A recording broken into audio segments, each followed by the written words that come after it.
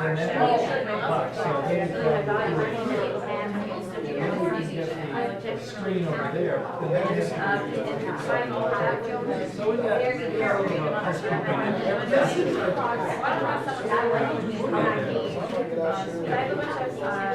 I was intrigued too.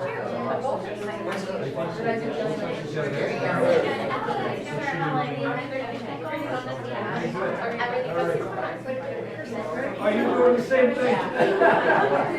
So I'd rather run a hand sanitizer.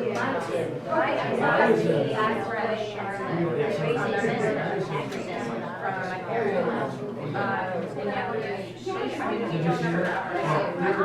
Russians. The fundraiser for us that I had, and You're there from, started going several months ago. We got there, 8:30 until 4. That's what we're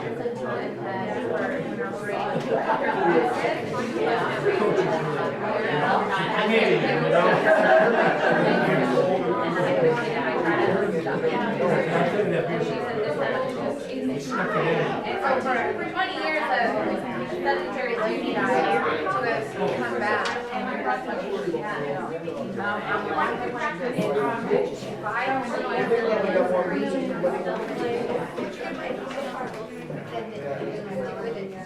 what was the amount? And it's love it.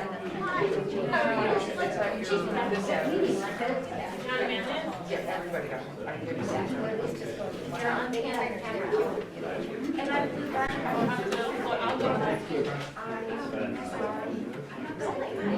like either take your process scroll out the video or Close everything else? Yeah, right.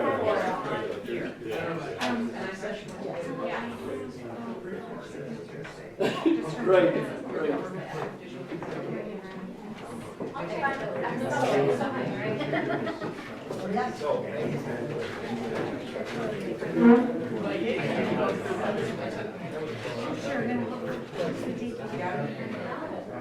Thank you so much. I got this morning.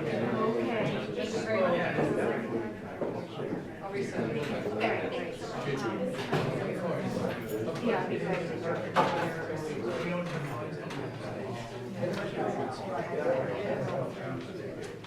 could be a family tree. Yeah, I got it. It's weird being in this room with a spotlight. Except for the live streaming that we did in the conference. All right, this is the open podium time, and it's after, 2 minutes. Okay, so Mark, you're 2 minutes now. So we do have first Mark Matt, independent redistricting topic that Mark would like to address.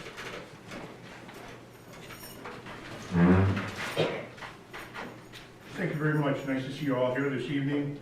I would like to speak in favor of the proposed resolution regarding independent redistricting. The bond between voters and elected officials is one of trust. Voters want to trust that their elected officials are working for them. But voters have witnessed extreme partisanship and voter repression in the creation of election districts. They have seen election districts drawn across the country that favor one party versus another. They have seen where certain voters end up with no voice, and these voters are left out of our democracy. Politicians should not be setting up election districts. The voters should be selecting their politicians and not the politicians selecting the voters. This is why I support independent, citizens-led redistricting in Onondaga County. This would require a change in the county charter. We need to eliminate our current highly politicized process. The voters of Onondaga would have a vote to decide if it's fair to all, how that process is set up. And I urge you to support this resolution. It's the right thing to do. Thank you. I think that kept you under 3 You were minutes. way under it. I know, they didn't expect that from me. Thank you, Mark. Thank you.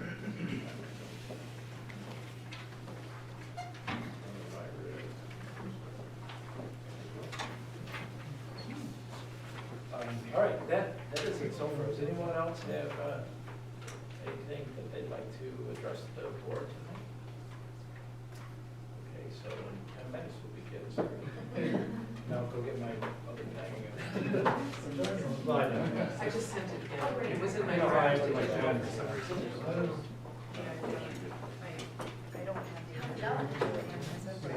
Yeah? Something like that.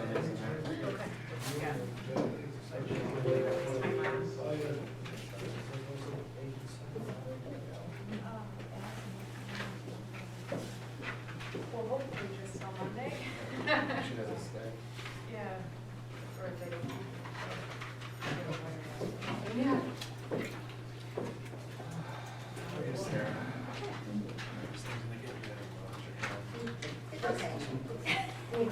It's not going anywhere.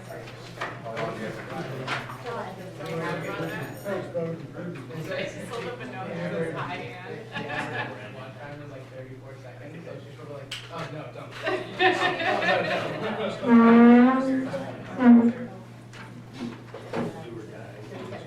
Good, she can give me very critical feedback. Sun is not much. Yeah, especially when the sun is shining.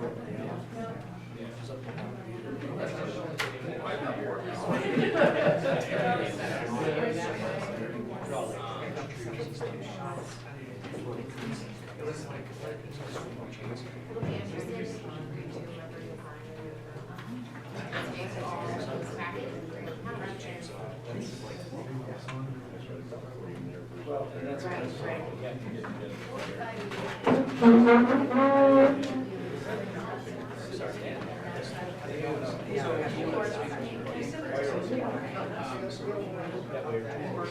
I'll grab you a slip. And anybody else is just arrived and wants to make, wants to take advantage of the open podium, we've still got a few minutes.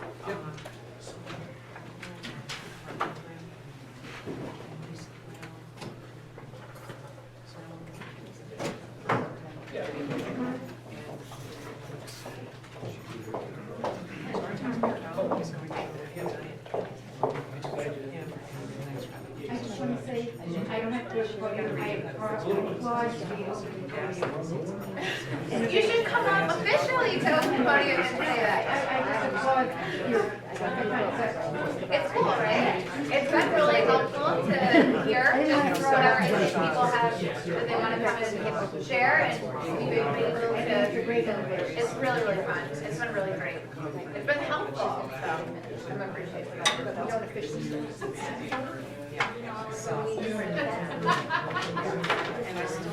I'm so sad. No matter what time you rise.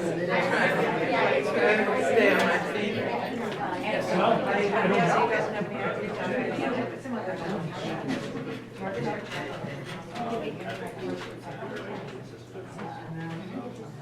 All right, next, oh yeah. All right, we have another speaker for the open podium tonight. Barb Wilson, good to see you, Barb. And up on Horseshoe Lane, and regarding grants, AARP grant helping senior citizen coronavirus impact. So, Barb, we do 3 minutes, so you're up. Oh, sorry I'm late, and, No, you're not I waiting. must have interrupted something. No, we haven't started yet. Oh, Not excellent. yet. Well, at least I missed Mark's words. Look, I've been sort of tangentially related to the senior center through my mother, who died in 2012, but thrived because of it. So now I'm on the board, and last time I was here, we talked about, well, I tried to get more money from the town, and that fell flat. And the village last year gave us $30,000, but this year gave us 25, and next year they're budgeting 25 again, so that's a loss of $10,000 to our otherwise healthy budget, which is $134,000 as of last year, but we raised all that money ourselves, and we nickel and dime the old people and I'm one of those, so don't be offended if you consider that rude. I'm sorry, you're referring to I am Manlius. old. Manlius Senior Center. Yeah, it's Manlius Senior Center, but it's also the Fayetteville Senior Center and the Manoa Senior Center, and the obligation of the town, in my opinion, to take care of this population. We are well ahead of the trend in terms of aging in Manlius, the town head of Manlius. We're way ahead. In 2034, we will have more people over the age of 65 than under the age of 18 in the United States. We are ahead of that trend. We have no funds from the town. We are a 501(c)(3). We are about to go into lockdown probably because of the coronavirus, which means that our $8,000, which is really critical to us, yard sale that we made money on last year, may not happen. Imagine, all the colleges are shutting down. Local governments are responsible for taking care of their taxpayers. I went to a funeral yesterday, and I was handed at the funeral door a tiny little sanitizer. And it actually had the name of the funeral home right on the bottom. And I thought, increase the awareness. We touch our mouths and hands all the time, you know? But what guidance can you give us to operate in the black for the rest? So what I've done, for 4.5 days I've been reading all about the stats of Manlius and to figure out where the history of how the senior centers have been. Fayetteville, for instance, is operated by the town. The senior center, isn't it? Village. The village. The The village. village of Fayetteville. Yep. And I was told that the village takes care of the senior center in Manlius. Yes.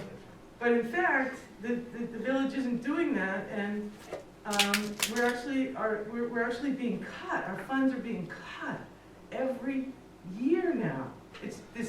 Next year will be the second year in a row, and $10,000 is huge to us. We don't have marketing campaigns. We don't have a professional fundraiser. And we don't have access to a grant writer. So yesterday while I was here, John suggested that maybe we could go out and look for a volunteer grant writer who'd be happy to help us. Well, the deadline's April 1st. And all I want is to write a grant to get a fund started for grant writing.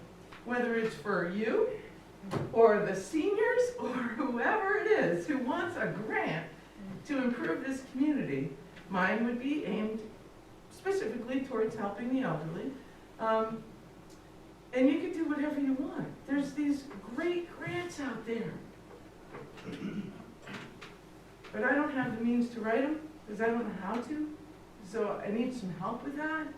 And I'm asking as a taxpayer and a member of the board of the Senior Center for your help. And that's it. Thank you. Thank you so much. Thank you. Thanks, Bert.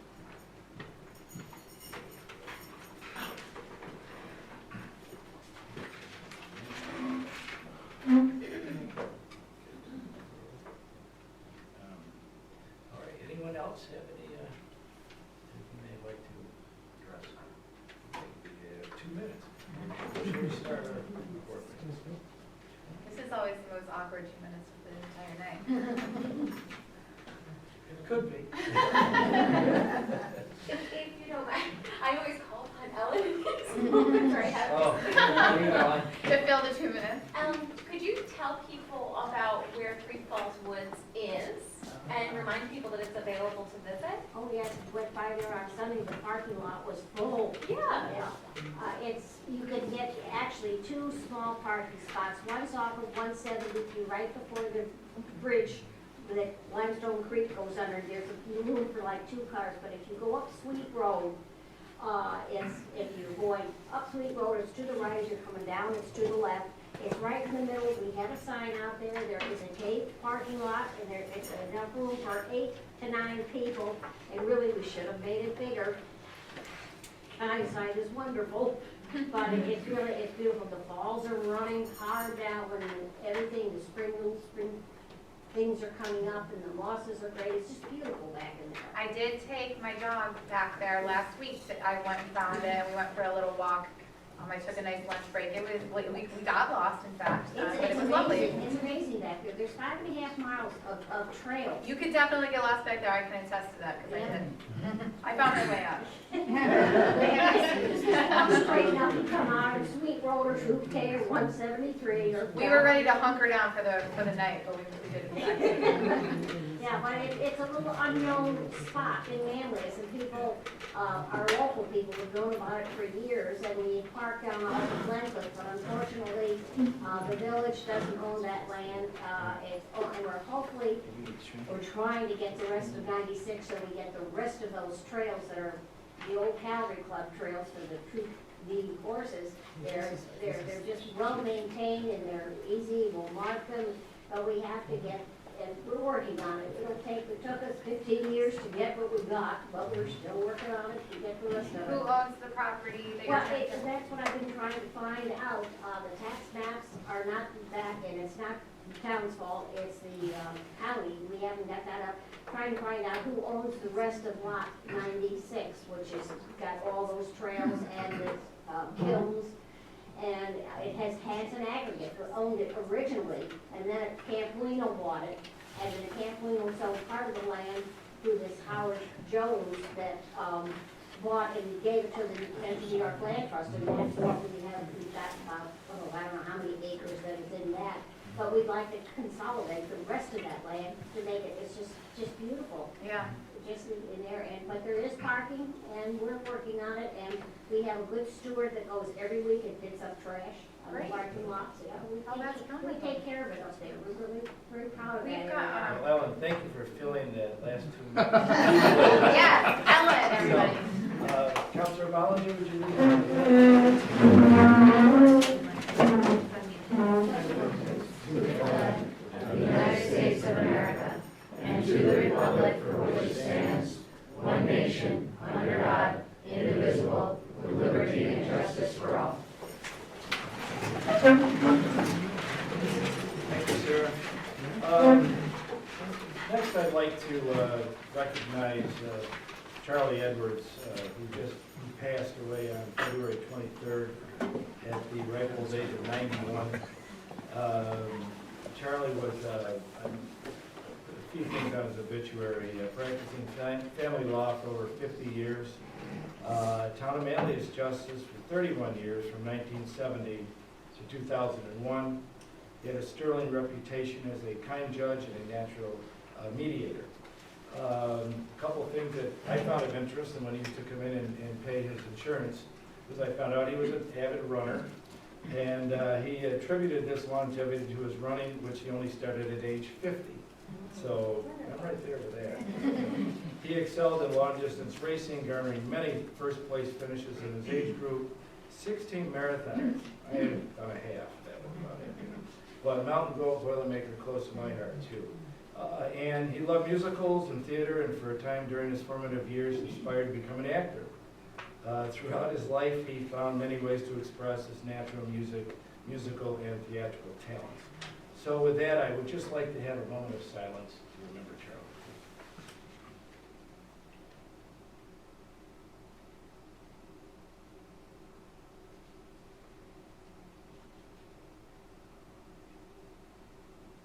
Thank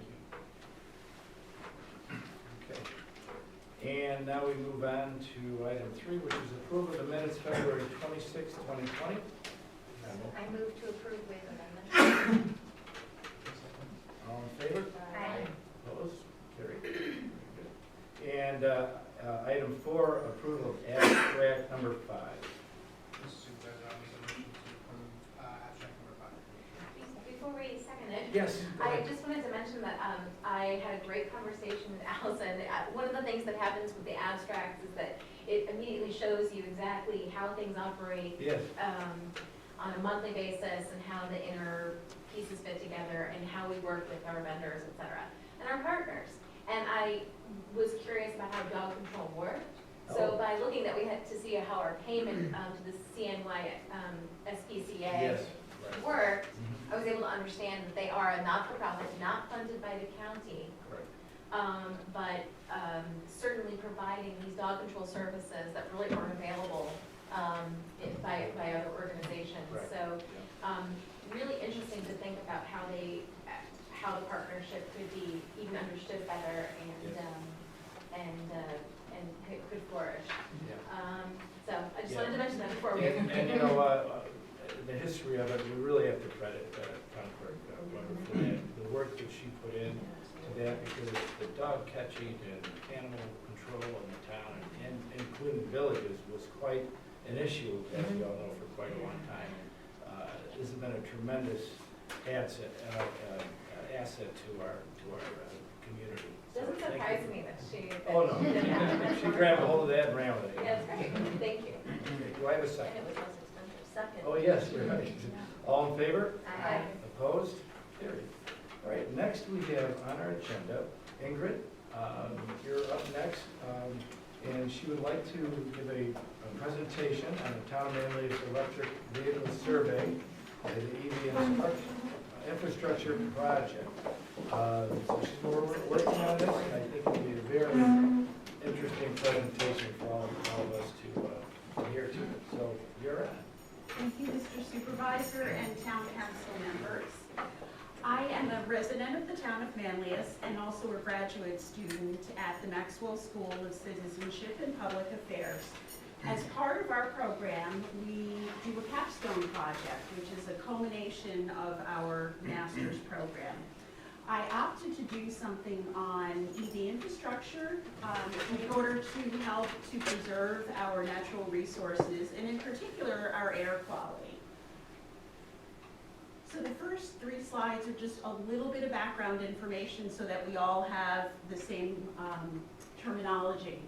An EV is an electric vehicle, and that's one that's powered by a fully charged battery. Basically, it's a car that you plug in. Car models will vary as to how many miles they can go on a fully charged battery. Typically, it's between 80 and over 300. Newer research is working on batteries that are going to be over 400 miles, so it's a rapidly changing area. So EVs have something else that's unique that gas cars do not have, and that's regenerative braking. So what that means, normally when you're in a traffic situation, let's say you're downtown and you're in traffic and stop and you go, all of that gas is wasted from that stopping and going. With an EV car, when you're braking, that energy actually goes back into the battery. So my husband and I own a Chevy Bolt, and you can see on the dash that when you're using energy from the battery and when it's recharging. It also does some recharging when you're going downhill as well. So there are 3 types of chargers.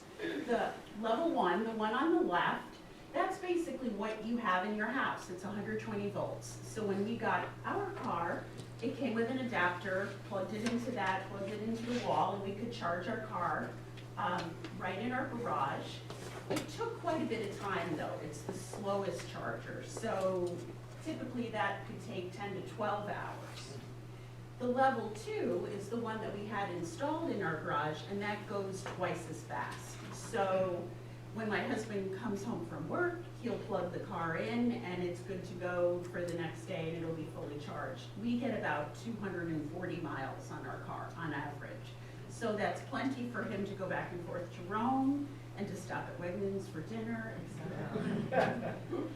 And then the final one is the fast charge. So that's what you'll see at some of the state thruway rest stops now. So it takes 20 to 30 minutes, you plug in the car, and you're gonna get a charge that's about 80% of your battery. So that is most convenient at quick stop locations. Not something you would have in your home because it's direct current. So some of the benefits, they're quiet. You don't even realize they're on. The emissions, there's no emissions, there's no smell, there's lower maintenance, there's no oil changes or air filters. The brakes are magnetic, so you don't have brake pad changes all the time. So it's actually 50 to 70% cheaper to own an electric vehicle over the life of the vehicle. compared to a gas car. They're clean powered energy, and this is also a vehicle to help us to achieve the Climate Leadership Protection Act that was enacted last year. So that legislation says that we need to reduce our emissions 85% from 1990 levels. So we have a way to go still, and this is one avenue to help us achieve that. So my project really is looking at what's in place right now in terms of infrastructure, what might the demand be, what we need to do to get ready for that demand, what concerns might our residents have about electric vehicles, and what steps can we take? I also want to look at other small and mid-sized cities and see what they might have in place and can we learn from them, and what potential partnerships exist within the region. So far from some of the research that I found, I actually met with Chris Carrick from the Regional Energy Board, and he shared some data with me that shows by zip code and also by county how many electric vehicles there are. So you can see in 2015, Fayetteville tripled the number of cars to 2020. Manlius quadrupled the number of electric cars on the road, and the county increased by about 51%. So we're expecting that demand will continue to increase. Anything on the NOAA? I have, there are less than 10 in Manoa now. Yeah, and there's also less than 10 in Kirkville. I didn't have 2015 data to compare though. Ingrid, are you comparing the villages of Fayetteville and Manlius, or are you looking, what do the zip codes include that you, or what are the areas include that you looked at? So I looked at 13066, 13104, so. So They're very very little little to town no- to do it in yeah. their software. Okay, That's okay, town. yeah. But it's not necessarily not Manoa, because it's not Fayetteville versus, it's not the villages versus the villages, it's just the zip codes. Yeah, it's I'm the sure zip the code zip itself. code for Fayetteville and Manlius. Right, yeah, Yeah. so, but it's still helpful, and it's helpful that it's not limited to just the villages, because it'll help us to get a better understanding of the town. 1057 Yeah, and we have a lot of. yeah, because I'm in there. So generally, if you look at the two data points from 2015 to 2020 and project a % increase, we're going to anticipate that we'll continue to grow in terms of the amount of ownership.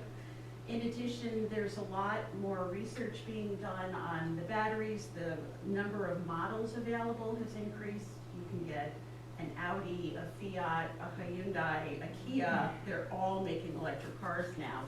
And they're getting less expensive, so I think we're going to see more of them.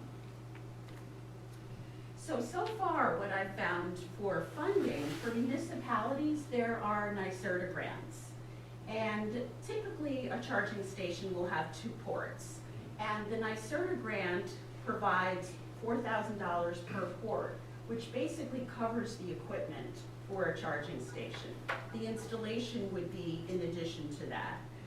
We can continue to look for other options too for funding for installation as well. Possibly a build grant, which is formerly a Tiger grant, may be another resource. So on the consumer side, there's definitely options too for funding. We were able to take advantage of the Drive Clean rebate, which was New York State $2,000 rebate. We received a $1,000 Chevy credit in our case, because we at least a Chevy as well. And the IRS plug-in vehicle credit ranges from $2,500 to $7,500, and the amount depends on the size of the battery. So the more miles you're going to be driving that are carbon-free, the more of a rebate you get. So we were able to enjoy the $7,500, which was substantial. So this is just an example of being creative. So the pictures are from Syracuse University Center of Excellence for Environmental and Energy Systems. You might have seen the one on the right when you go by 690. It's on East Washington Street. It's kind of an interesting shape. The center one is actually a picture of their intermodal transportation center. So there's a bus stop there. There are charging stations there. And the solar panel over their bus stop actually provides the energy for the charging station. So they really took a creative approach using solar energy to provide the energy to charge the cars for their guests and their staff. So the survey that I put together looks at a few things. It asks people if they own an EV, and if they do, a couple of questions about how satisfied they are, would they recommend it. If they don't own an EV, it asks them about what their concerns are, provides some information. And for both groups, I ask about what their home zip code is, what their work zip code is, so we can take a look at commuting patterns and get a sense of where charging stations potentially might be needed. So finally, what I'd like to do is provide a summary of that data to the town board for their consideration, and I'm thinking it might be particularly useful for the comprehensive planning process, for the sustainability committee. I'll provide a list of the purchase incentives and the car models that are available, the funding opportunities, and some suggestions or recommendations that might be acted upon to improve sustainability efforts here in the town of Manlius. So now I'd like to invite questions from the Yeah, board. I got a bunch, but Okay. narrow it down, because this is, obviously, this is. The top 50? Yeah, we've been on doing that for a long time. Now, there's hybrid vehicles too, Right. right, that have gas and electric? Yes. Did you, study those and? Yeah, so in the Onondaga County and the Manlius and Fayetteville data, the hybrids that are plug-in are included in those numbers. Oh, okay. So there may be some hybrids that are not plug-ins that are not reflected Is here. that what gets the miles up a little more than to the 300? Yeah. Yeah, okay. Could you explain, Ingrid, Yeah. for the supervisor's benefit as well as everyone else, Sure. the difference between a plug-in hybrid and a hybrid that's not a plug-in hybrid, just like how the technology works and like what that means? as it Sure. beneficial? Yeah, I don't actually know a lot about the hybrids. I know that with the plug-in hybrid, you'll have a charge and you'll go so far on the battery, let's say it's 30 miles, and when you've used all of that, then it starts to use gas. Oh, Yeah, so that would kick in as a backup. So I'm not sure. So the hybrid car is using some of that similar technology with the braking and with the other mechanisms inside of the vehicle that charge a battery as you go, so you're using less gas. But it's still a fully gas vehicle, Yeah, right. and you would need, we knew those as the first Prius that people were buying. But when they came out with plug-in hybrids, that was a great option for a lot of people because it allowed you to charge the battery and use just electricity more fully. So I have a colleague at my firm that lives in Casanova and never has to get gas. She has a plug-in hybrid. She gets back and forth very easily, but then we drove to Rochester. She had put gas in the car, and we were driving my car.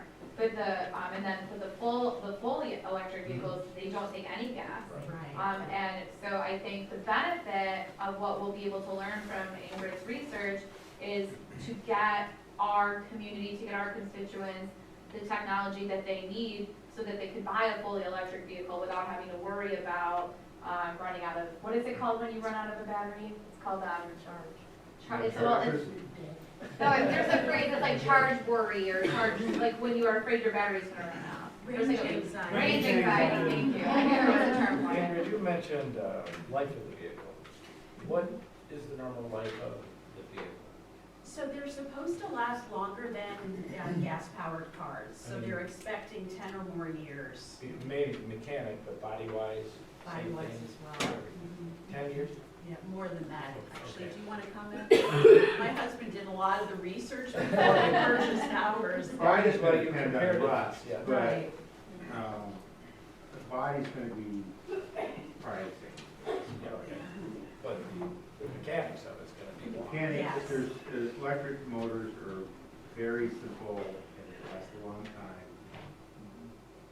Yeah, there's not a lot that can go wrong over time. And I've heard they've improved the life of the battery and also the disposal, where they've now become a recyclable, is that correct? Yes. So there are still some out there with these batteries that need to be disposed that aren't all that good to dispose, if I'm not mistaken, right? I can research that some more. My understanding is that they are recyclable based on the estimates that we have. Okay. Yeah. All right. Are Well, no, there this such this is things? for the board, Barbara. Go ahead. You can't ask a question? Can't ask a question? No, go No, ahead. you don't normally, but I'll let you. No, forget it. Ask away. No, I'm giving you the okay. it'll cost you, Ed. I'm serious. I I just said you pay could- taxes. Why can't I speak at a town meeting? Well, it's not, I don't. It's not your rules or It's a something. It's state rule. It's a ridiculous. state rule, you're right. But I'm letting It you is ask a it. silly, silly rule. I raised my hand politely. I wanted to ask her a Yeah, question. but It says, question, survey approval, and Barbara, conclusion. I'm letting you ask the question. Go I ahead. defer to the board. We are the board. I am livid. We are the board. Go I'm ahead. fed up with you, Ed. I do have a question. Good. How much does one of the charging stations cost for a homeowner? Oh, okay, so And we, whether the single or the double? right, so the level one will be just your regular outlet. There's not, you'll have an adapter that comes with a car typically, so there's no extra cost to charge that way. We chose to have a level 2 charger installed in our garage, and that cost about $950. So it was like $450 for the electrician to do the work, and the balance was the component that was installed. So it partly will depend on the wiring in your home too, but about $1,000. Yeah. Mhm. So, yeah, you're welcome. In terms of the town's role, it would seem to me that one of the things we'd be thinking about is where would it be appropriate to put Right. charging Right. stations. Yeah. So your commuter, looking at people's zip codes, would kind of indicate where there might be a place we would want to do that. Right, yeah, and certainly thinking about places that a lot of people utilize, so Northeast Medical Center, for example, there was an earlier study that Northeast Medical had already been mentioned, and that was one that I was thinking about as well, where there's a lot of cars coming and going throughout the day, so that would be a logical place. Since I opened it up to the public, KP, you have a question? Yeah, how long does those batteries last in the all-electric car? You mean over the lifetime of the car, or how far you drive? No, you say a car should last 10 years? More How than long that. would the battery? They're anticipating the batteries will last more than that. Oh, they do? Yeah. Oh, okay, Yeah. thank you. Another question for you, Ingrid. If you were to have the type of car that you have and you were plugging it in at home and charging it, how much does your electric bill go up? That's a good question. I'm going to defer to the accountant. It depends on how far you drive. Okay, It's linear to how far you drive. because then you have to charge the battery by that much more. And frankly, I Right. haven't noticed it go up by very much because it's cheaper. So at home, it costs about 9 cents per kilowatt hour.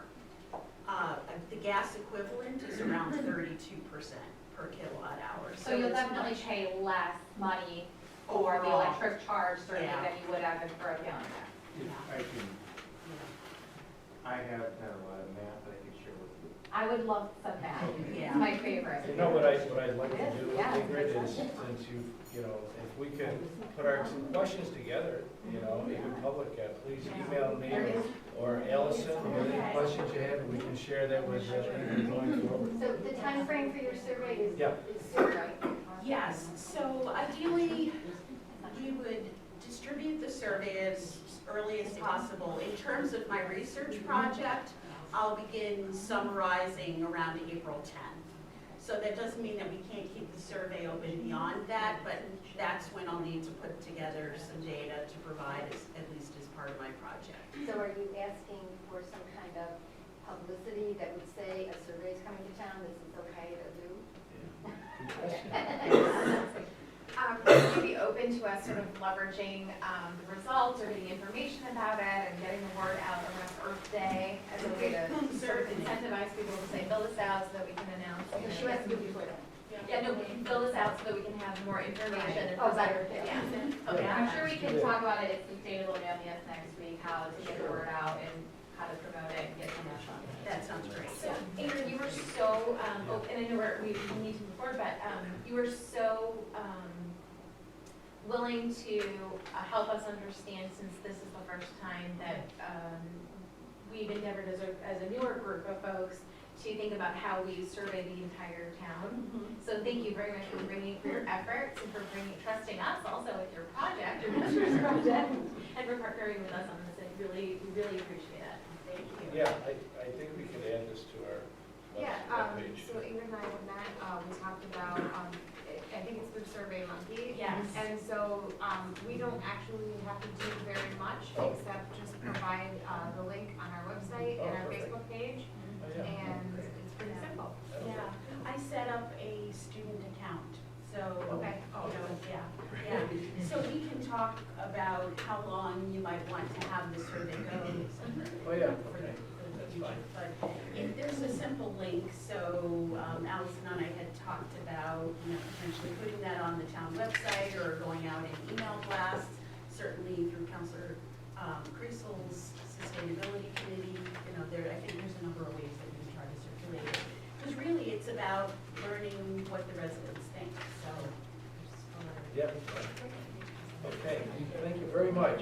Great job. Thank you. Appreciate it. We might want to do a motion to allow Ingrid to use our website. Oh.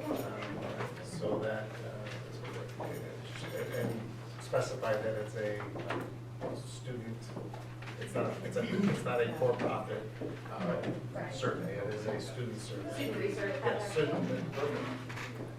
Yeah, make a motion to allow Ingrid Gonzalez McCurdy to conduct a research project in partnership with the town and using our website.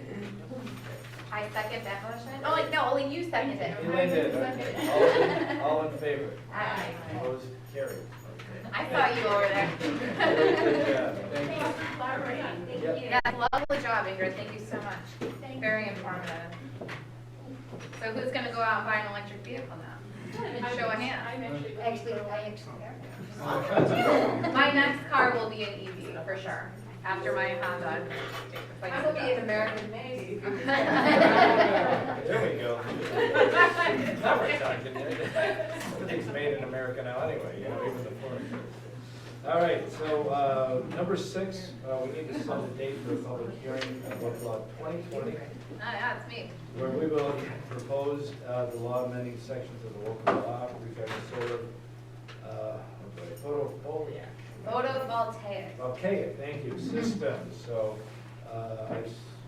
we've all received the document, I think, and had a chance to look at that. So what's the date that we would be setting on that?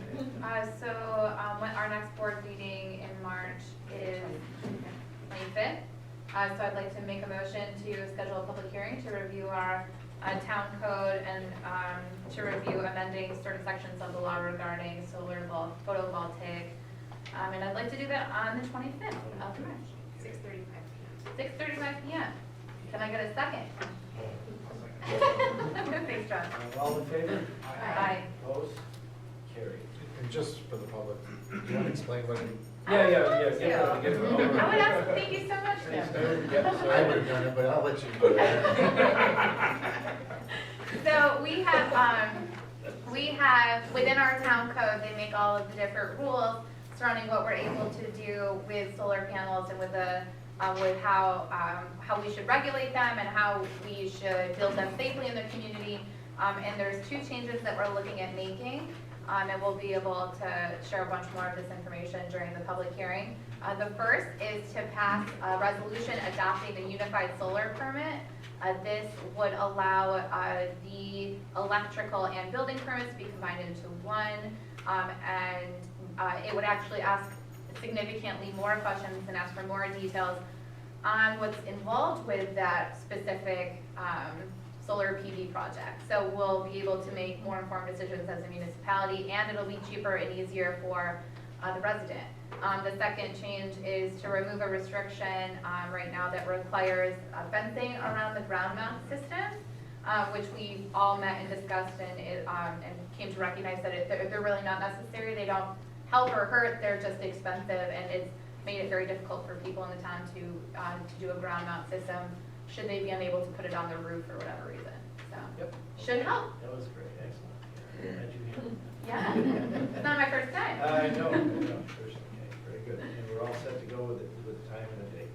Great. All right, we will move on to item 7, and that is the planning board appointment. Who's taking that? Yes, Mr. Supervisor and members of the board, the committee met. We did have one vacant position on the planning board. And with that, we had several great applicants come forward, all great qualities. Met, and after careful consideration, one candidate that I think most of you will be familiar with, Mr. Rich Rossetti, was selected. Rich has been on the ZBA since 2004. And then, actually I was on the ZBA with him. And then he served on the planning board, and then chair of the planning board. And so, as president and CFO of the Keller Group, and with all the knowledge that, he was to the board. So I would like to make a motion to appoint Rich Rossetti to the planning board. This would be a term of 5 years. It would end in No, 7 years. 7 years, Yeah, I'm sorry, yeah. 2027. Mhm. Okay. Okay. Before we make the final motion, does anyone have any comments or questions that they would like to make at this time? Okay, if not, all in favor? Aye. Opposed?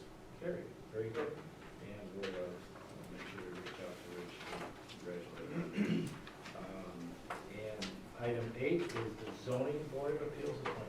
Mr. Supervisor, I would like to let you know that roughly the same committee with one different member who's here tonight did interviews against several qualified people who were very, we're trying to find other places for everybody to volunteer because we don't want to lose anybody who's Right. interested. But we had more people than we have. We only have one position available.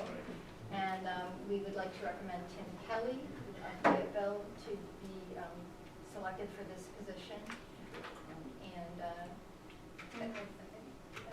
Okay, and once again, any other questions, comments? Okay, all in favor? Aye. Opposed? Carried.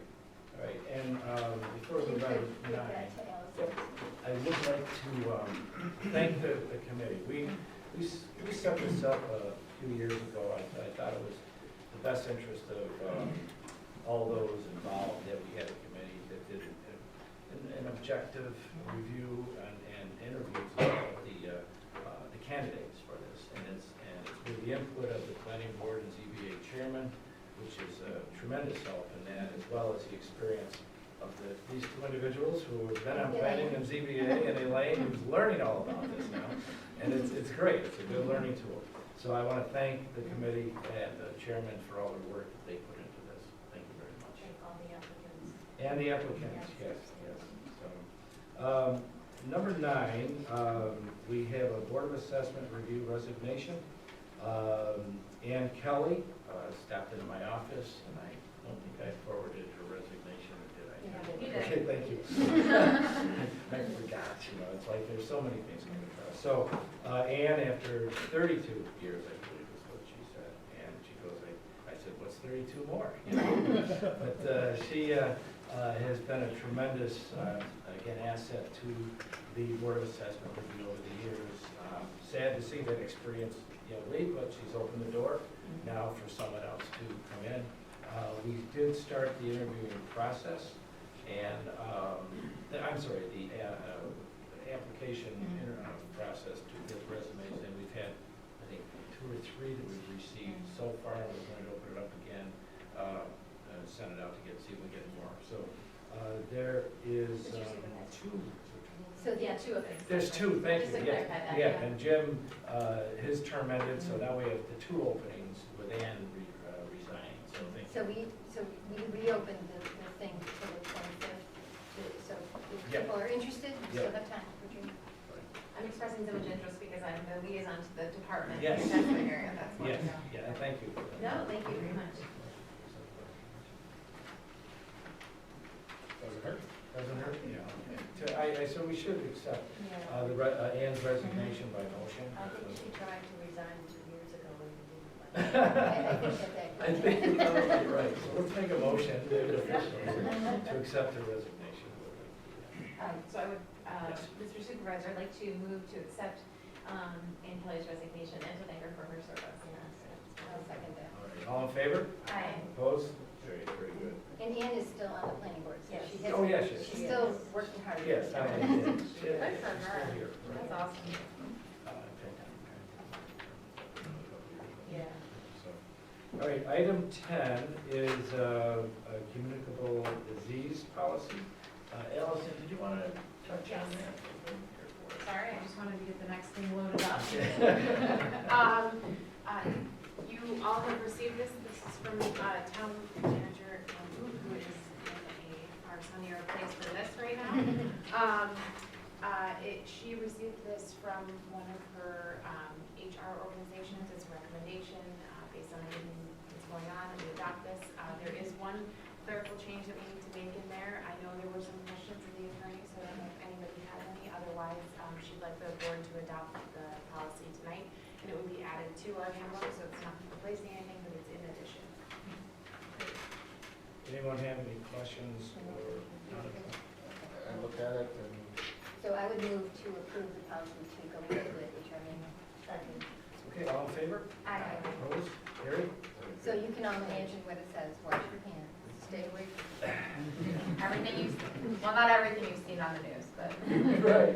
Well, we have been tremendously inundated, really, but in a good way, with communication from the governor's office, the county level.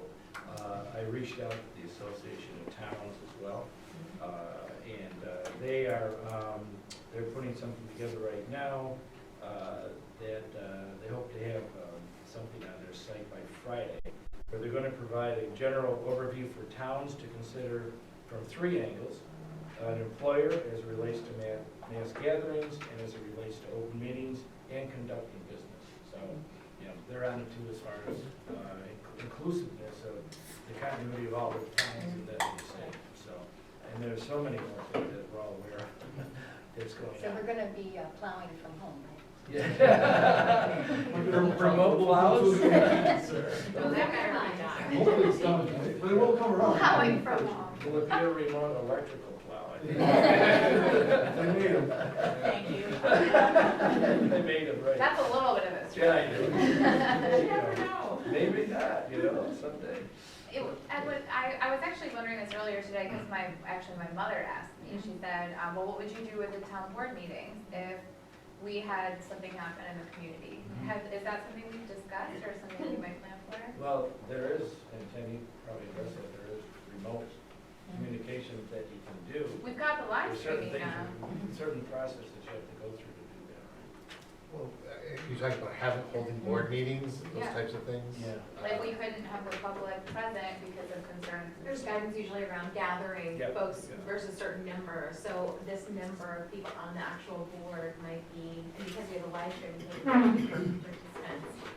We can still have board meetings though, right? Yeah. Well, you could have remote board meetings as long as the person that's not here, you can see their face, they're in a public spot, and But what, there can so be I, interaction between all the board members. This wouldn't happen, this would happen only with some type of declaration by the state, by the governor's office, Okay. that would, so we don't have to make this decision, it'll come from the, Right. somebody will make that decision for you. okay, great. And it would be the governor. Yeah. And it would be the governor. That feels so- like a big deal, like, your first term, bunch of new board members, we shut it down. But if we had a meeting, for example, and we talked about this where we were concerned with quorum, Right. because maybe someone's in Florida, you could actually have that person from Florida, but they also have to send an announcement, I think, in a That public place. would not wherever, the mall or whatever they are in The Florida. library. Yeah. That is so, well, so then this would defeat the, if we're all in public places. Yeah. We might as well just all get together. Maybe it's just out in front of your house, just Yeah. outside. Yeah, that's quarantine is your property, The right? whole point would be that the public, and of course this all goes to the open meeting laws Yes. and Right. everything that the state wants from municipal governing boards. But the reason they want you to be in a public place is because even though you're not at the meeting, people should be able to observe what you're talking about and where you are. So if you're in Florida, maybe they care or maybe they don't care what the town board's doing in Manlius, but if there's other residents down there. A lot of people that go south. I would say, so other things that I hope we can continue to talk about would be sort of the impact on people. I'm, of course, thinking about our colleagues and any staff members working hourly and sort of the rules I know are gonna come from the state around that. But also the impact of, we have a smaller number of people in the 2 school districts, but we certainly do have students who rely on, reduced and free lunches and even breakfast. And so how we support, if those programs and if the schools don't stay open for some reason, how we support the senior centers and or if they're closed, the food banks or something. The way we are sort of looking out for people broadly. I know the county will have something to say about that, but as well, but I just don't want to leave it off the table as a future consideration. Those are good points, Heather, and I think that's something we'll be discussing. It'll be interesting to see, because I think, certainly for the town, it's not something we faced before. And that, That's right. so municipalities across the state are asking themselves the same question. I'm hoping that we'll get guidance on that. Well, it's interesting because with our critical response committee, I mean, we're dealing with snow problems and railroad problems and school and all that, but this is a whole different animal. Yeah. This virus, is there anything like that that has an impact, If It's the different. school's closed, as a single mom, like my mom helps me out a ton with my kids, but she often will go and be with my sister down in Florida. I wouldn't be able to come to work. Yeah, right. Like, what do I do? You know, and so there's a lot of people like me in this community Right. that I think we have to be helping. I think that's what's going on in terms of the school closures. Everybody sort of knows that the minute you close schools, K-12 schools, you are effectively pulling parents out of work. Yes, yeah. Good point. All right, so we'll move on to item 11, which is correspondence and new business. What do you have for us tonight? I've got a couple of things. Yes, we see that.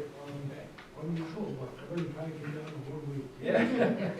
Anyway, first thing I wanted to mention, we've got it on the agenda here to do a road dedication for Ernest Hill, which is in the Magnan Farm subdivision, Yep. which is actually, that's unlike the right here. Look at that, wow. This street, actually, after reviewing, I think with Allison, we're still waiting on some paperwork. I think Tim's been involved with it too, so we're still waiting for some paperwork. So I think we'd rather hold off until we got everything on hand before we do the road dedication for Ernest Hill.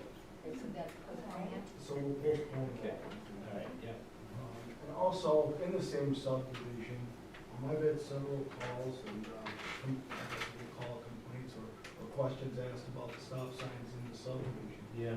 Typically what we've done in the past is, the subdivision's not completely built out, it's probably 3/4 of the way done at this point in time.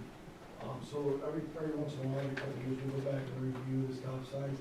Right now, there's 3 uncontrolled intersections, which is the one at Harness Hook, right here at Quarter Horse Run.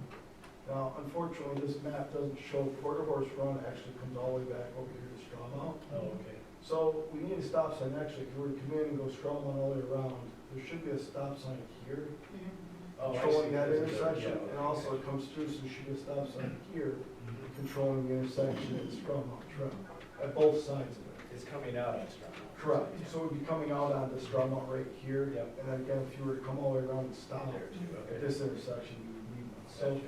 there's a total of 3, there would be 3 stop signs, so, we need to go to have a public hearing on those, All right. stop sign require a public hearing, so, yes, Can I ask a question? sure. What about the other Straw Mountain Trail coming into It's actually already one here. Oh, there is. Yep, there's one there, and there's actually one at the circle. Okay. That was the beginning of that subdivision, so it's probably been almost 10 years now since they started that subdivision. So we've actually added those in. And we just kind of wait for the rest of the subdivision to get filled out. So that's really the reason why we want to go to public hearing now. I'm sure most of the residents will be okay with the control from what I understand. Sure, yeah. We're basically controlling the intersection. And again, it's always, enforcement is what really matters. Exactly, and we need to do it by public hearing, so we can use it for enforcement. So we can actually enforce if anyone runs a stop sign, we can enforce. Okay, So great. we'll need to set a public So we hearing. need a public hearing. So I prepared a resolution Yep. to set the date, to set date for a public hearing. It's before you. You can just make a motion. So I would propose to have a public hearing for local law regarding stop signs at Quarter Horse Run, Straw Mount Trail, and Harness Hook. Harness Hook, okay, but there's 3 altogether. And that would be on 3/25 at approximately 6:40. Yep. Second. All in favor? Aye. Opposed? Carried. And the last thing I have is, one of the times in my project for the last couple of weeks, I brought it to the board's attention the last board meeting about the purchase of that Yeah. big old profile truck, and we've kind of exhausted our city side, and worked with lead mechanic. We've kind of exhausted our third party people that we've talked to, trying to get this truck put together maybe a little bit quicker than it would have with the original purchase. It doesn't seem like we can get them to do it that much faster with time there. I feel more comfortable with the company that typically does these on an everyday basis. So Yeah. I guess we'll have to go back to my original drawing board. Unfortunately, the build-out date went until early December at the earliest. So hopefully, if all goes well, we still be able to do that. So I'll go back to the original purchase. Okay. We purchased an international low profile 2021. And the actual cab and chassis purchase cost is $78,000. So we'll need to do that. And then the equipment we're going to be putting on is actually a snowplow. All the snowplow equipment will be coming with it. The hydraulics will be coming with that. And the cost of that is $51,077. The combination, which we'll purchase is a combination of the county bid. At the $129,077. So I'm going to motion to accept that. Okay. Second. It has been bought. Yeah, I know. All in favor? Opposed? Carried. I checked out pictures of I- Actually, John and Elaine came down and I kind of showed them. Oh, good. That's on my list still. You gotta get down there, bring donuts. Well, the next, it'll tell you no one more time before April. I'll make sure I come down so I can ride around in a plow. We can do it even if it's sunny, I'll try. Let's do it. But a selfie in a plow with no snow is just not the same, you know? You'll be the People will know it's wingman, fraudulent. in person. Thank you. All right, you're very good, Rob, nice job. All right, Randy, anything for us tonight? Other than the busy season starting to kick in. Yeah, I was We've gonna already say. had a half dozen pool permits already. Already? And it's not even the middle of Chopped March, up so good. it's gonna pick up quite quickly. Good, good. Myself and Lisa met with Katie, we had a great conversation. Yeah. Well, there's no more snow predicted, right? So. Yeah. Our goals are kind of consistent with each other, and I think it's gonna be a pretty progressive year. That's good, good. Got it together on that. Okay, very good. Attorney Kotowski, I don't have anything other than we do have to go into executive session to discuss a matter, actually several matters. One having to do with litigation and two having to do with the employment history of the individual. and Allison? Yes, everybody has in front of them a resolution, prepared by the attorney. It is to extend the special permit for, action topsoil. This, it has been reviewed by the Office of Planning and Development. He recommends, approval. All the paperwork has been submitted. And so I'm looking for a motion to approve the resolution, and that would grant the renewal for 7 years through March 30th, 2026. And just to let you know what the 7 years thing was, so that it wasn't a forever thing, but it also wasn't an every year sort of annoying thing for businesses Right. that are well established and are doing what they're supposed to be doing, so we picked that. Yeah, it seems to work. Around quickly. So we need a motion for, Mrs. Supervisor, I'd like to make a motion to, for the special permit renewal for Action Topsoil through, March 30th, 2027. Do I have a second? I'll second. All in favor? Opposed? Carried. Excellent. All right, Chief, what do you have for us? Happy to say we recently graduated 2 officers from our DRE program. DRE stands for Drug Recognition Expert. And these are specially trained members of our organization that can detect when individuals are driving under the influence of drugs. Oh. That was a need because we saw a significant increase in drug driving, especially with the decriminalization of marijuana. Yeah, So right. we're actually the first town agency in Onondaga County to have 2 DREs and be involved in that Really? program. So it's a huge commitment. We're proud of those guys. They worked hard to get through it. Chief, how are they able to make that recognition? What are they trained to do? What are they able to do that's different than normal? Detecting drug use while driving is a whole different concept than alcohol use. Right. It involves, there's a whole separate process where there's, they take all these different readings, including blood pressure and pupil dilation, and it's pretty significant. It's a long, long process. And what they do is they're able to go out and through a series of tests, they're able to determine if the individual is under the influence of either alcohol or drugs or both. And if they determine that it's drugs, then we can, they can make a recommendation that we send them to have a blood draw versus, an alcohol test.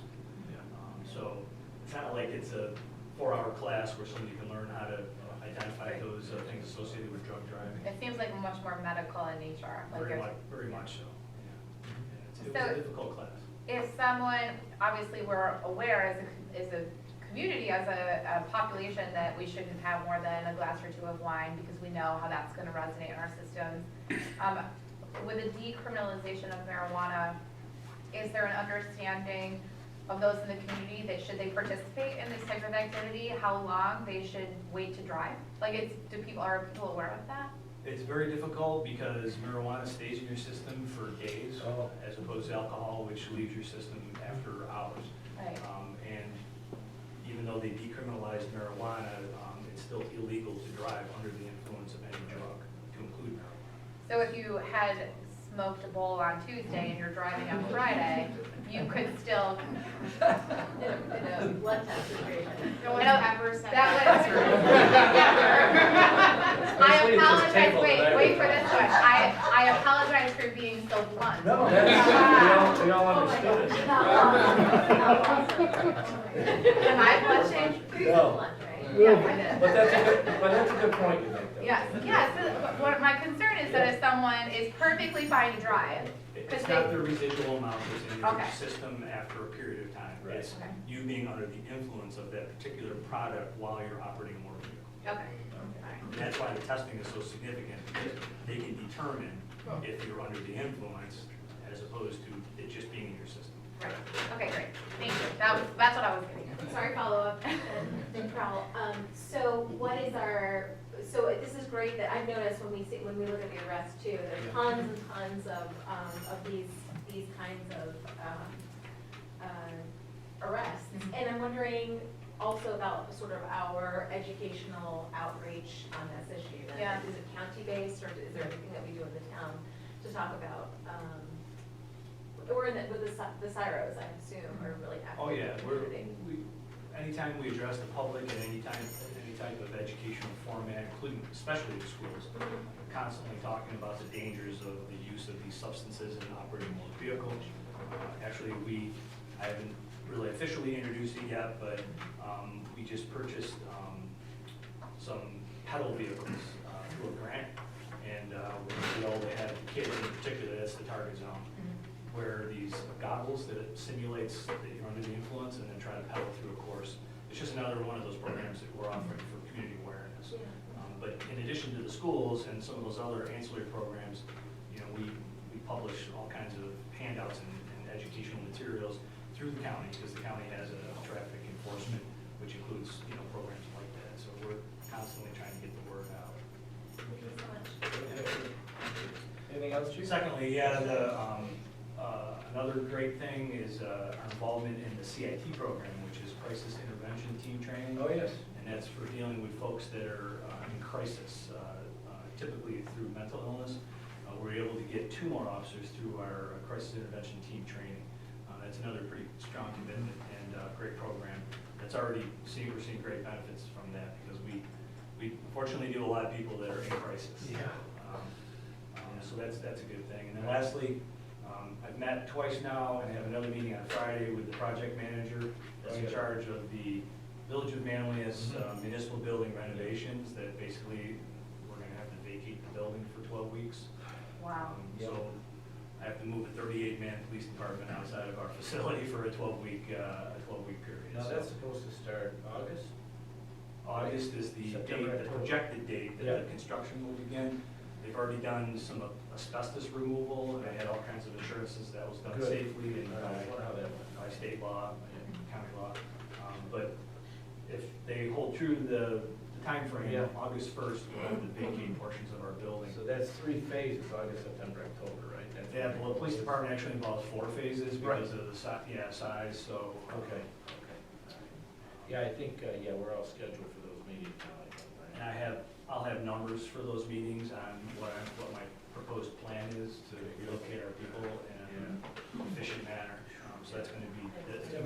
It'll be tricky with a. We may have to close our open house, because I don't wanna have an open house when it's under construction, so. Come see our trailers. Yeah, right, exactly. Open trailer, that'd be a great idea. Okay, That's the last thing I have. all right, very good, thank you, Chief. You're welcome. All right, we can move on to the board. In fact, we'll start with, we'll go clockwise anyway, because John, you're up next. We have, we're gonna be talking about the resolution regarding redistricting. Also, just about mention, our Board of Election Commissioner is here, Dustin Zarnik, who also has been patiently waiting. Yeah. Setting your camera up. It's been fun to watch you work. I'll let John kick it off with, and then we'll have some conversations. So I am putting a resolution before the board to support independent citizen-led redistricting in the county of Onondaga. I have a map, I think everyone here at the board has a copy of it, there's several copies in the back, of our current county legislative districts. And I think that there's multiple names for some of these districts to kind of illustrate how irregularly they are shaped. I think one of them is considered a lobster, another one a vulture taking flight. And as someone who has a lot of experience working around the county legislative districts, what a map like this leads to is a lot of folks, not really here in Manlius, we are very lucky to have a very compact district. Yeah. Besides Riley. Yeah. And so what I have found is across the county where the lines are very confusing and seem to kind of run through neighborhoods, you know, there's many of these districts where a single street will connect to major parts of a district around another district. I've been working with Dustin, our elections commissioner, with Fairmap CNY, Common Cause, all election reform-minded organizations to put forward a charter change for the county that would actually introduce a citizen-led redistricting committee, or commission, I don't know exactly what the terminology is, but basically right now, the commission that redraws the map consists of the 2 election commissioners, 1 Democrat, 1 Republican, the majority leader, the minority leader of the county ledge, an appointment of the county, or a representative of the county executive, and the chair of the county legislature. What this ends up happening is you have a very partisan, a board comprised of very partisan players.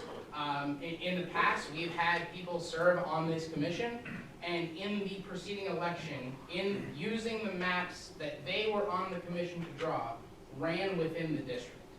That's one of the major things about this citizen-led redistricting commission. If you have served in office for 5 years and you are essentially banned from running for office for 5 years if you serve on this commission, to ensure that the maps are drawn by the people so that they can pick their politicians, as opposed to politicians drawing maps to pick their voters. So Dustin, if you would like to Sure. expand on that? Sure. You did a really good job. So, I don't know if I have anything left, but I'll try. So I come here today, I am the elections commissioner, but I don't come here in that role. I come here as an organizer for Freedom Map CNY, which is a group of citizen activists.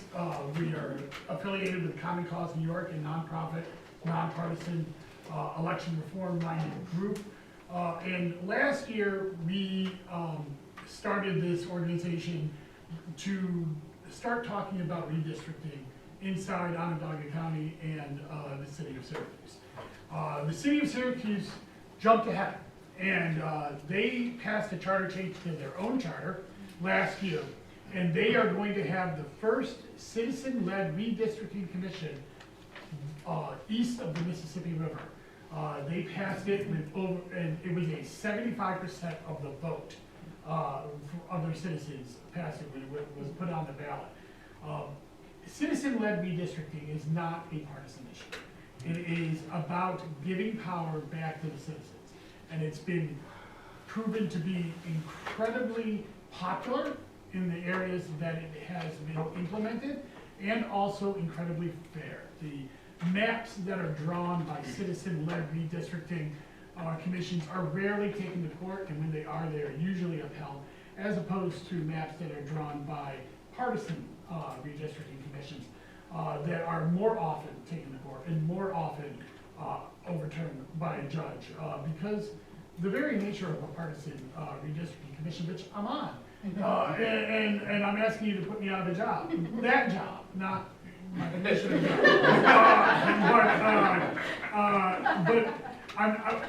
And one of the reasons I started working with this group is because I kind of went through a transformation on this myself about 5 years ago.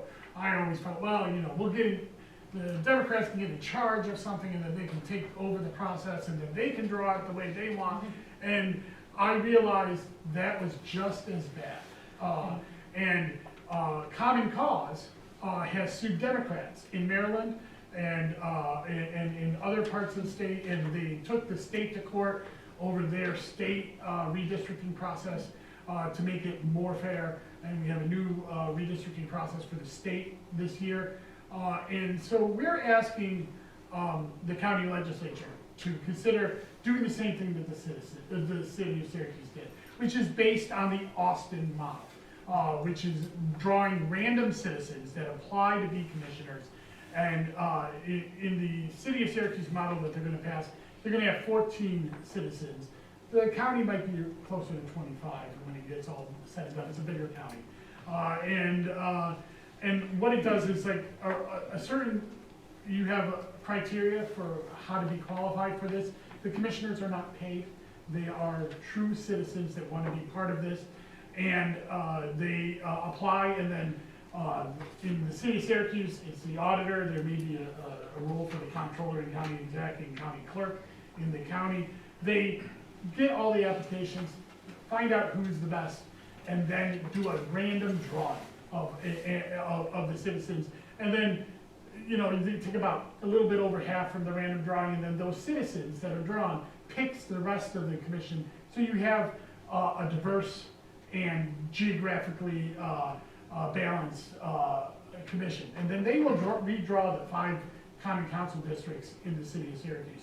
And we are patterning legislation that is similar to the city of Syracuse for the Onondaga County. Chris Ryan, county legislator, he couldn't be here tonight, but he's been championing this on the county ledge. And we really believe that we have a good shot at this. 15 of the 17 sitting county legislators signed the Fair Maps Pledge last year. And including all 3 that represent Manlius. So we believe that if the right legislation is put forward, they're going to support this. They said they would. It was very clear. It was independent, nonpartisan redistricting. And as John said, the current redistricting is not independent. I serve at the pleasure of the county legislature and my county party. The representatives from the majority and minority party would not be independent. The chairman of the county legislature is not independent. He's the chairman of the county legislature. And the representative from the county exec would be there to do what the county exec wants. I'm sure you could put 6 really good people together, but they're still going to have their partisan backgrounds come out. That's why it's better to have a citizen-led redistricting commission, independent of any influence. Then they can draw maps that are good for every area of the county. Manlius is lucky. You have a decently drawn, one of your districts is decently drawn. You do have 3 representatives in that. Which, if that's what's so difficult, that we have the 3. And We have 2 in Manoa. That's so great. the question is, why did that Why? line get drawn through Manoa? Who said that that was the right thing to do? Broken up very Why? interesting. And by the way, your cousins to the west, DeWitt, they were not so lucky. They were chewed up quite a bit. I believe they had 5. Yeah, and so that's why I took particular interest in this, is because County Ledge 10, that we, is the majority of our town, is the biggest by far county legislative district. That means so one of the things about the commission is they actually decide what fair means at the beginning of this commission, whether it's compactness, whether it's keeping neighborhoods together, and I think that is going to impact us greatly, because when these maps get redrawn, if it isn't in a way that is fair and nonpartisan, Manlius could look a lot like DeWitt or Camillus and have 5 county legislators that are, with lines running through villages, and the issue with that is, if your neighbor doesn't have the same representative that you do, it takes away some of your ability to feel kind of represented in part of the conversation. There's so much complexity to it. Yeah, and, so the fact that it seems to have overwhelming support in the legislature, and Manlius is most likely at high risk of being split into different sections, is one of the reasons I wanted to kind of get everybody's opinion. I do commend you for considering this resolution. This is a conversation that we should be having, but it does need to happen this year, because the census is coming out next year. And while the census will come out too late to redraw the county legislature lines for the 2021 election, in between that time, by 2023, the new legislature will be drawn. And so if something isn't done this year and passed by the citizens this year, then the existing redistricting commission will start their work next year. And while that can be voted on by the public or taken to court, those are costly and not necessarily effective steps that would bring our community together as opposed to splitting it apart. And if you had citizens that are obviously civic-minded, because they're not going to debate, why else would they be doing it? There's no glory in redistricting commissions, but they will be able to bring voices from every corner of Onondaga County and say, these are good districts. We should have our neighborhoods be together, and this representative can then fight for all of our neighborhoods as a whole, as opposed to being forgotten because they're over so many different neighborhoods. Thank you. I spoke with John earlier, and as I think you're aware, I've been waiting on having our 3 legislators come in front of the board, and they weren't able to be here tonight. We tried to get them here tonight, and it would have been appropriate because we could hear all of it. So we talked about the fact that they are going to be here at our next board meeting, and because I have a lot of questions, and I haven't really looked at those maps, so I have some more studying to do, and what I would like to propose, and again, we talked about this, is I'd like to also hear from the 3 county legislators that we have now. I want to know what they're doing, where they are with this right now. I know that, for example, I think the state still has an independent process that is being used now. It's not civilians. The state uses their people. Yeah, it's not independent, it's appointed, but it's not the legislative bodies that are running. Right. So it's a little different. And you point out the census hasn't come out yet either. So it's not that I'm saying we're putting the cart before the horse, but I'm just saying I think there's more conversation that needs to be made, and also let's hear what the 3 county legislators have to So say. there hasn't been any discussion yet with the legislators in our Not that district. not that I'm aware I of. was under the understanding this was all charter driven, Yeah. and the town really. Well, yeah, it's more of a memorializing is what we're doing. It's like, you know, if we were to do this, like, go for it, but, you know. And it's- then the data for the census Yeah. wouldn't be able to, wouldn't be used until 2021, when they meet to do that, right? And in order to change it, it's a charter change, and that's why we're having that conversation. So it has to go to a vote. Yes, yeah. I think it would be great to hear from the three legislators because I want to hear why they all signed the Fair Maps Yeah, CNY pledge. yeah. They all said they supported this. So it's great to hear what's behind Yeah, that. yeah, there's just a few gaps here that I think need to be filled before we. So they are able to come next? Yes, yeah, I'm confirming that with Kevin right now. So. Justin, you'll come back next week? I'd love to come back. No, we're talking about 2 weeks from now. 2 weeks, yeah. It is my son's birthday, so, but I'll be there. Bring it on, you know. I think you should bring your son. What more fun could you have on your birthday than talking about redistricting at the Manlius board meeting? He loves politics. Yeah, we could bring it in his blood. Yeah, there you go. One candle. Yeah. Well, thank you very much, John. This was very informative. Yeah, and thank I you, think it's John. something we're all going to learn from.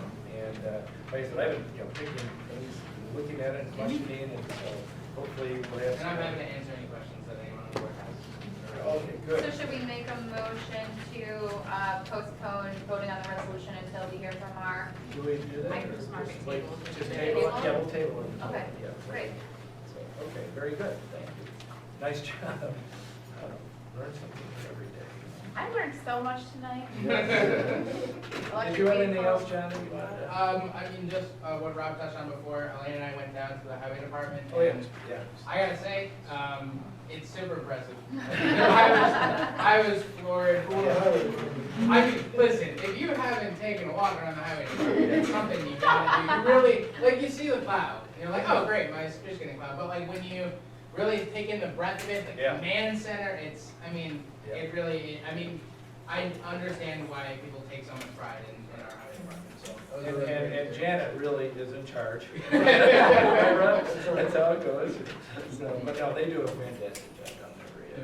So, So clean. Yeah. all right, Heather, do you have anything? Sure, I'll be brief. We are, as you mentioned, we are looking for our, to confirm 2 members of the assessment board to join with a 3rd member who's already in place. Right. And so that's a really important timeline for us to keep track of Yes. because the new folk, well, at least one new person and possibly 2 new people who haven't been trained before could be in the post and Right. they need to get trained before May. Correct. Before, when they are actually reviewing the assessor's preliminary role Mhm. and reviewing any claims that folks make. Right. So that is key. We're keeping really close eyes on the timeline. Good.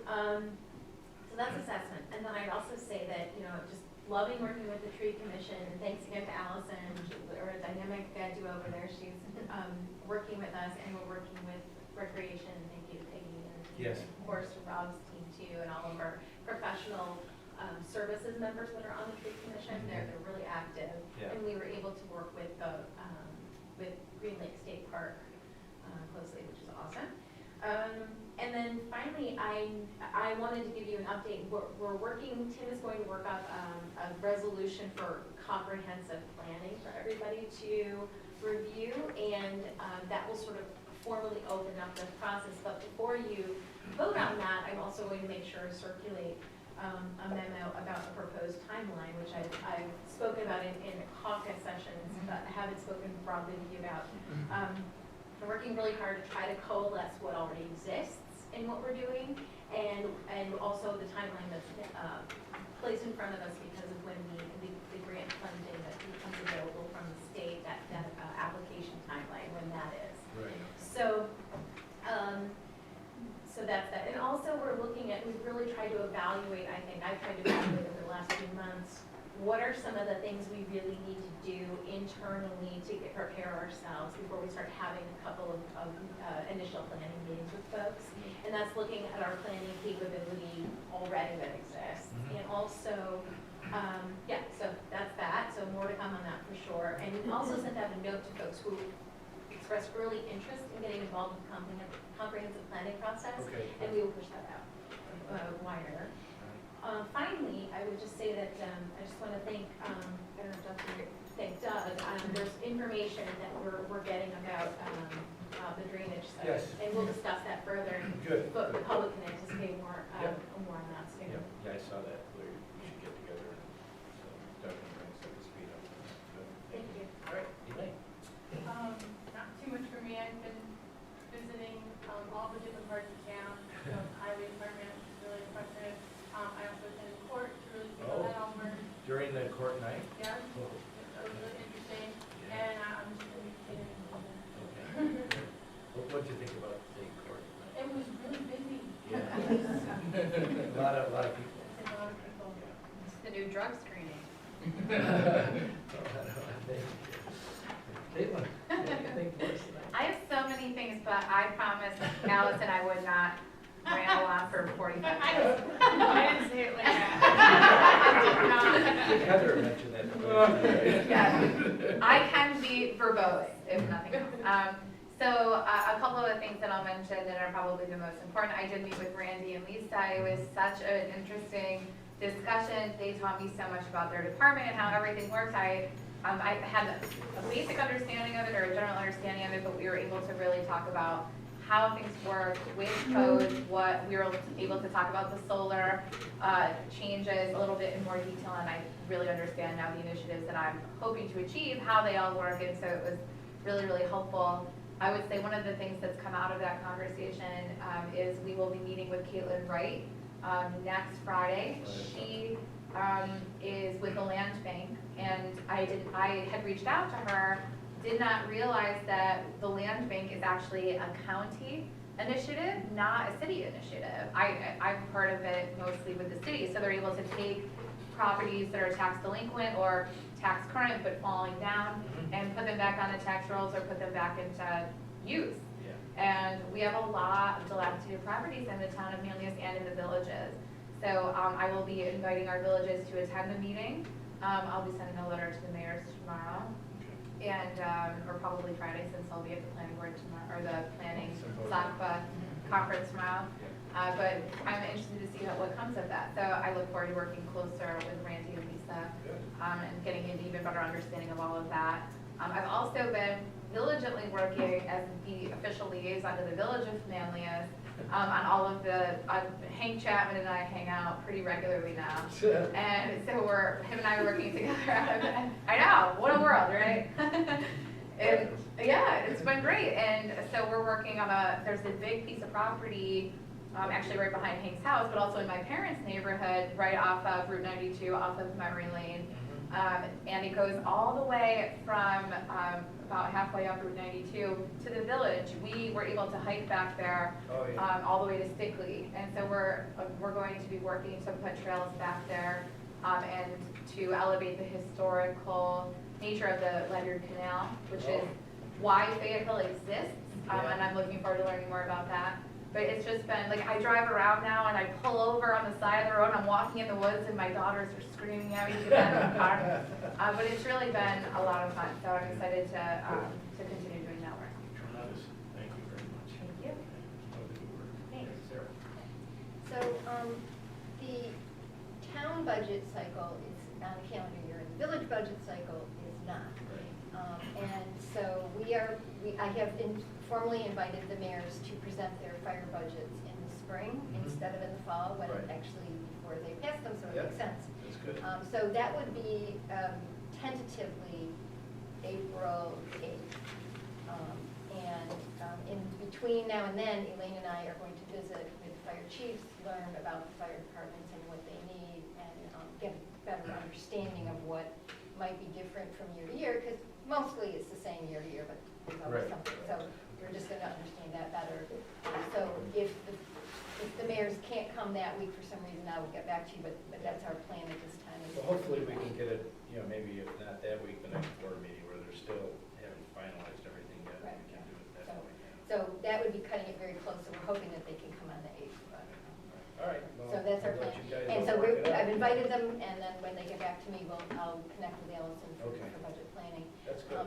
Then I think we would have, next meeting, we would have to formally state that, because it's a public meeting for the fire budget. Yes, correct, okay. But we don't have to do that tonight. No.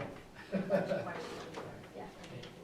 And then the other thing I wanted to say was I just wanted to thank our wonderful residents, because I read the supervisor's report. Good. And people pay their taxes on time. So $10 million came in Yes. January, so that's a lot of money. Yeah. So we get one paycheck a year in January, and we have to live on it all year round. So this was it, and so I appreciate it very much, and want to thank everybody for paying your taxes on time. It also saves money chasing people down. So. Yeah. Lori Peschel does a great job. Oh, yeah. 25 years of tracking people down. Yeah, that's key. I bet she knows all the deeds. We gotta get with her. You know everybody. Okay, thank you, Sarah. Karen?